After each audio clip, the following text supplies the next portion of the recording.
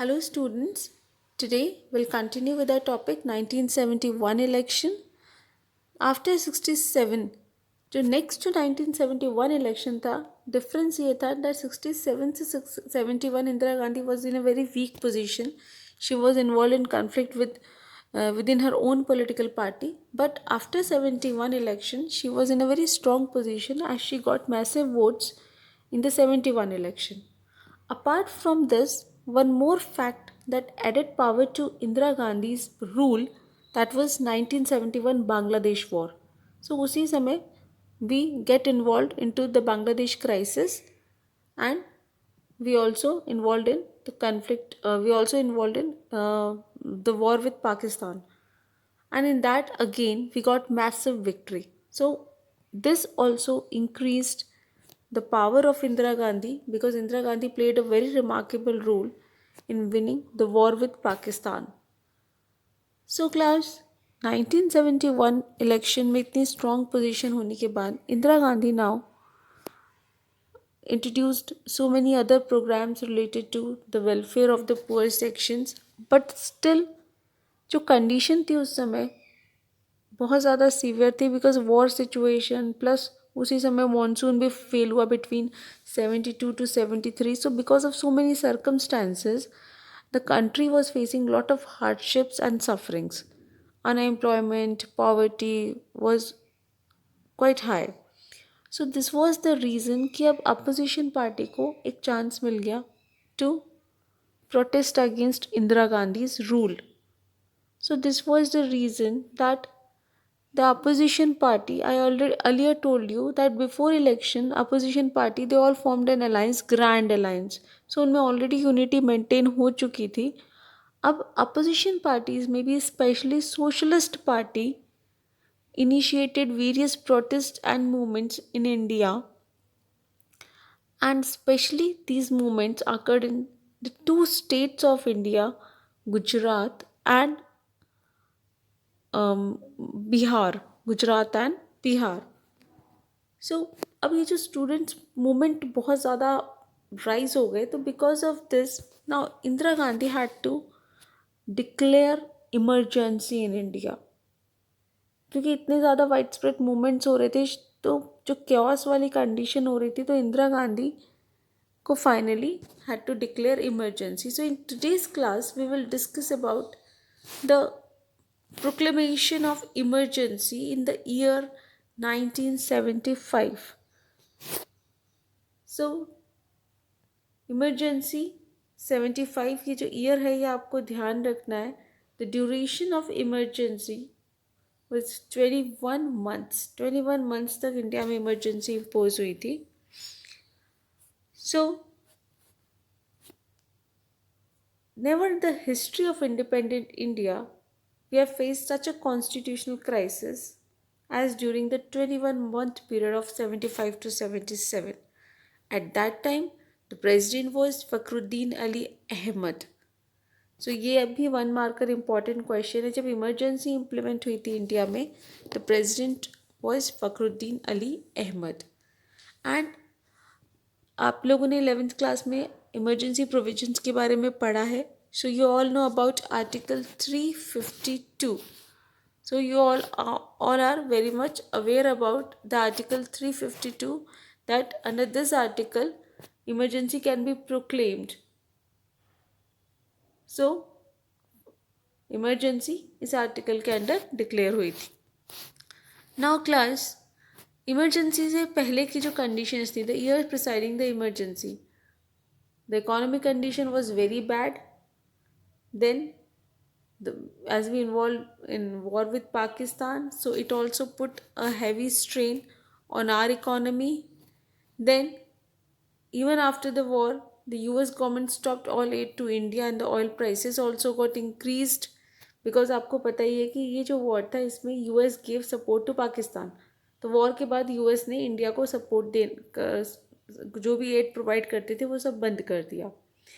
Employment was quite high. Plus railway strike 19, मैंने last class में आपको बताया था दैट रेलवे स्ट्राइक 1974 में गवर्नमेंट के अगेंस्ट स्टार्ट हो गई। और गवर्नमेंट का रेस्पॉन्स क्या था कि उनकी डिमांड्स को सुनने की बजाय गवर्नमेंट ने उसको स्ट्राइक को इलीगल डिक्लेयर कर दिया। Then monsoon failed in 72-73।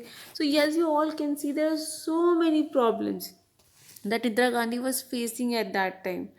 सो इसकी वजह से अपोजिशन को नाउ एक मौका मिल गया। सो अपोजिशन को एक मौका मिला। मैं I told you that in the year 74 two states they have initiated movements, Gujarat and Bihar. Gujarat में the movement was led by Morarji Desai, although it was a student movement, but opposition parties ने भी student movement को provoke किया। तो one was in Gujarat and another was in Bihar. In Gujarat the leader was Morarji Desai, and in the case of Bihar the leader was Jay Prakash Narayan, जिनको अब JP भी बोलते हैं, popular जो scenario है वहाँ पे लोग उनको जेपी के नाम से जानते हैं। उन्होंने जो मूवमेंट स्टार्ट किया उनको जेपी मूवमेंट कहा जाता है। So it was again in 1974। So in these movements what they demand that government should resign, because government is not able to handle the things, so they should resign. Now, not only Indira Gandhi was facing problem from the opposition party, even judiciary के साथ भी इंदिरा गांधी का बहुत ज़्यादा conflict चल रहा था। 11th class में आपने केशवानंद भारती केस के बारे में पढ़ा होगा कि वो जो केस का डिसीजन आया था वो ईयर 1973 में ही आया था। तो ये 73-74 के जो ईयर्स थे, तो इस eight that time judiciary was also working against the government. So not only related to fundamental rights, judiciary gave decision against government. Judiciary का जो डिसीजन था वो ये था कि गवर्नमेंट कॉन्स्टिट्यूशन के बेसिक स्ट्रक्चर को चेंज नहीं कर सकती. So first conflict was this. Second conflict जो आया, second conflict was related to the appointment of जजेस. इंदिरा गांधी ने अपॉइंटमेंट ऑफ जजेस को भी अफेक्ट करने की कोशिश करी. सीनियर मोस्ट जजेस की बजाय अपने फेवरेबल जज को अपॉइंट करने के लिए उन्होंने एफर्ट्स किए. तो दिस वाज द रीज़न कि जुडिशरी के साथ कॉन्फ्लिक्ट हुआ. और finally this was the climax. Highest point in controversy came when in high court of Uttar Pradesh. So Allahabad high court declared Indira Gandhi election invalid. तो इंदिरा गांधी का जो 1971 इलेक्शन में जो उन्होंने विक्ट्री अचीव की थी उसके अगेंस्ट में इलाहाबाद हाई कोर्ट में जो उनके अपोजिशन जो लीडर थे उन्होंने एक पिटिशन फाइल करी थी. उन्होंने ये क्लेम किया था that Indira Gandhi used unfair means in the election. So this made फिर जो उन्होंने जो क्लेम्स किए थे वो प्रूफ हो गए. उनका प्रॉपर प्रूफ्स वगैरह उन्होंने प्रेजेंट किए और वो अप्रूव कर दिया जुडिशरी ने. जुडिशरी ने इंदिरा गांधी के इलेक्शन को इनवैलिड डिक्लेयर किया. What this means? This means that now Indira Gandhi can no more become an MP. Then Indira Gandhi approached to the senior court. उन्होंने सुप्रीम कोर्ट में अपील करी. तो supreme court gave a partial relief to Indira Gandhi. Supreme Court said that you can remain as an MP but you cannot participate in the proceedings of parliament. अब क्या हुआ कि supreme court ने जब partial stay दे दिया इंदिरा गांधी को, तो now she can work as an MP. और उसका बेनिफिट उनको ये मिला, उन्होंने क्या किया, इंडिया में इमरजेंसी प्रोक्लेम कर दी ताकि वो सिचुएशंस को हैंडल कर सकें. तो 1975 में she proclaimed emergency in India. And after midnight, the electricity of all major newspaper offices was disconnected. Large number of opposition leaders were arrested. So this is what happened during emergency. तो 25 जून 1975 को government को लगा कि क्योंकि opposition तब भी movement कर रहा था, अपोजिशन कह रहा था कि जब इनवैलिड डिक्लेयर हो गया तो अब इंदिरा गांधी को रिज़ाइन करना चाहिए. तो इंदिरा गांधी को लगा कि सिचुएशन को हैंडल करने का बेस्ट वे है टू प्रोक्लेम इमरजेंसी. क्योंकि इमरजेंसी टाइम में होता क्या है, सेंट्रल गवर्नमेंट के पास पूरी पावर्स आ जाती हैं और स्टेट गवर्नमेंट्स की जो जितनी भी पावर्स हैं वो सब खत्म हो जाती हैं. तो this was the reason that now Indira Gandhi hold its dominance in the system by proclaiming emergency. और emergency times में government can take various measures. So अब गवर्नमेंट ने क्या किया, अपोजिशन लीडर्स को अरेस्ट कर लिया, मीडिया को कंट्रोल कर लिया, मीडिया में सेंसरशिप अप्लाई कर दी. सेंसरशिप मीन्स कि मीडिया अब ओपनली कुछ भी नहीं लिख सकता है न बोल सकता है. मीडिया को अगर कुछ भी पब्लिश करना है तो they have to first take the permission of government. So this is how emergency was proclaimed in India. So in the next class now we will discuss about the consequences of emergency. Thank you class.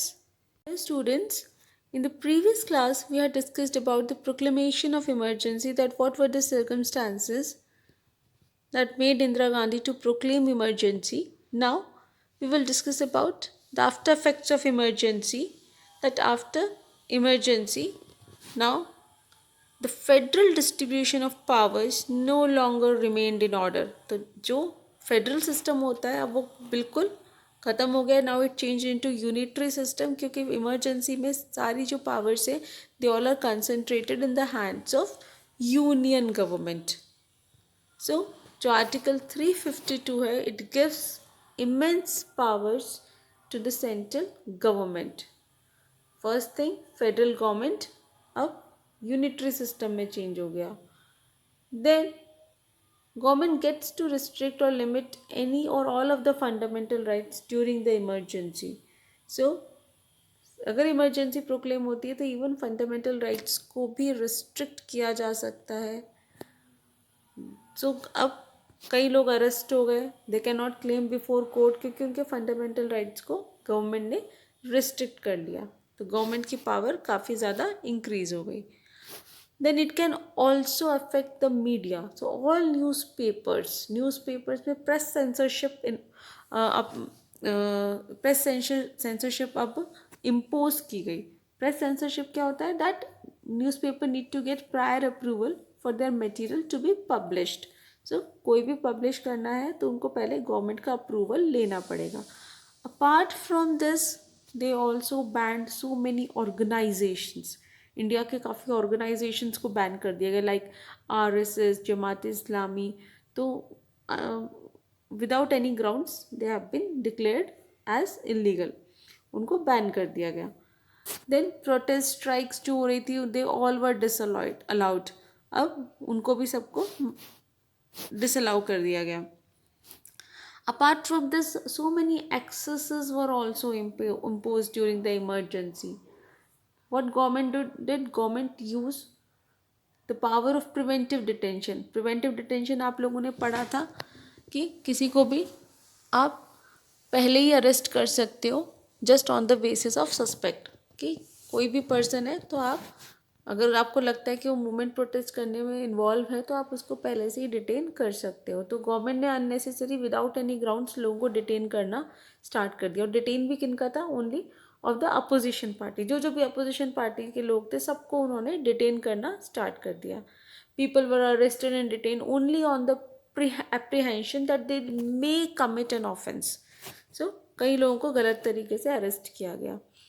Then negating the judgments of several high court, the Supreme Court in the year 76 gave a judgment upholding the constitutional validity of such detention laws. तो यहाँ पे committed judiciary हम देख सकते हैं कि judiciary को के डिसीजंस को भी अफेक्ट किया गया ताकि गवर्नमेंट को फेवर मिले. और जुडिशरी ने क्या किया कि गवर्नमेंट के डिसीजंस को सपोर्ट किया.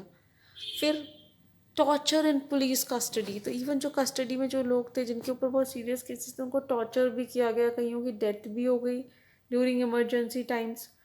Then the son of Indira Gandhi, Sanjay Gandhi, he gained control over the administration and allegedly interfere in the functioning of the government.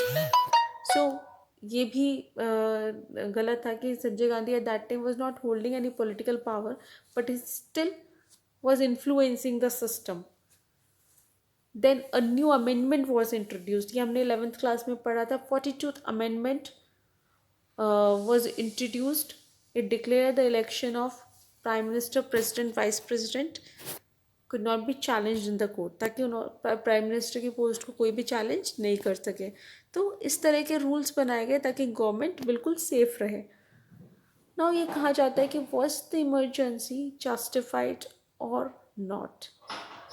So class students, justification was given from both the sides. From Indira Gandhi, what Indira Gandhi said She said that in the name of democracy, it has been sought to negate the very functioning of democracy. Duly elected governments have not been allowed to function. Agitations have surcharged the atmosphere, leading to violent incidents. So, this is how Indira Gandhi tried to uh, safeguard herself by saying that कि जो agitations हो रहे थे, movements हो रहे थे, तो इससे गवर्नमेंट प्रॉपरली काम नहीं कर पा रही थी, तो उन्होंने अपना जस्टिफिकेशन दिया. Now, what kind of justification given by the opposition party? They said that what government was doing, government was misusing their power. The main leader Jayaprakash Narayan, he said the threat was not to the unity and integrity of the country, but to the Congress government and to the Prime Minister herself. The opposition party was saying that the Prime Minister is trying to misuse their power, they try to secure their power, and they are not working for the welfare of the people. Now, class, in the next class, we will discuss about the lessons of the emergency. That what kind of lessons we got from the emergency.